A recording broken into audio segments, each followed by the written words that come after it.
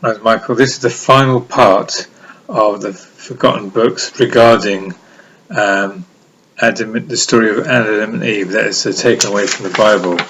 I've got some more footnotes. It's such a long book, so at the end of this video, if you want to look at my description box, I'll put a link to the whole book in audio form, so you can see that there. Okay, in this last part, I want to speak about some information I found from the lost books of Adam and Eve, just summarising it because there's so much information. In it, it says Adam and Eve state that they can't see as they normally used to see. They used to see all creation, as all creation is hidden from us. And Eve said, when we were subject to God, they had a bright nature within them, and for that reason they could see things afar off. But after they sinned, their bright nature was withdrawn from them, and there was not left to them to see things afar off, heavenly things.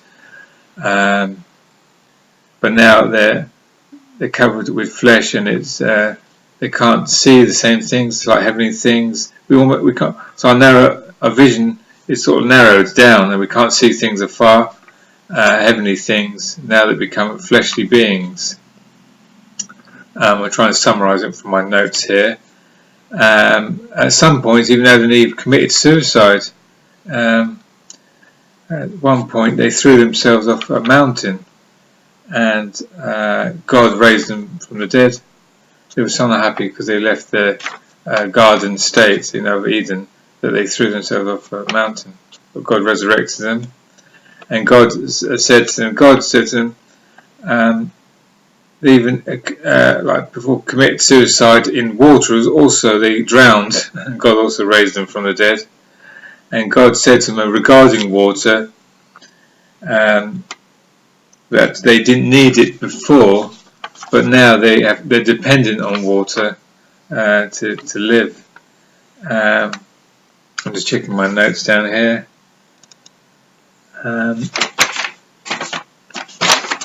God also said to him, God said to him, "Verily I say unto thee, until the fulfillment of my covenant, which is 5.5 days, which is explained as 5,500 years, I will save thee and bring thee back into the garden of light, into the kingdom of heaven." So after 5,500 years, all things will be restored.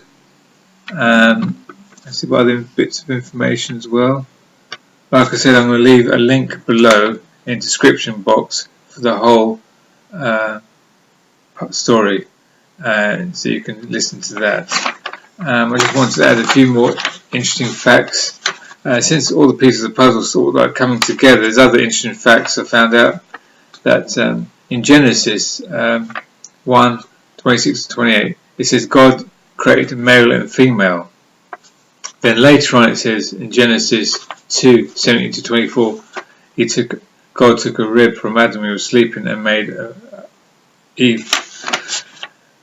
Did you know that Adam had a first wife? So when God created them originally, he made male and female together. He made them together. And his first wife was, after checking in more information about it from the Dead Sea Scrolls and the alphabet of Ben Sira, Lilith was his first wife. She's described in the alphabet of Ben Sira as tantalizing and terrifying. She can fly. She left a state of Eden because she wanted to be equal with Adam, and because she was inferior, she left. And then God created Eve, Adam's second wife, from a rib of his from his rib. Also, information-wise here, it also talks about Adam lived for about 930 years before he died. So more references to Lilith are in, like I said, the alphabet of Ben Sira, and also from the Dead Sea Scrolls, fragment 1 speaks about Lilith, Adam's first wife, that wanted to be equal with him but left Eden, and God gave him Eve as his second wife. So that's information about that. Okay, right. I hope you liked my video regarding the lost books of Adam and Eve. Like I said, I'll leave the link below in my description box for the full story about Adam and Eve, the forgotten books. Thank you for listening. Bye bye.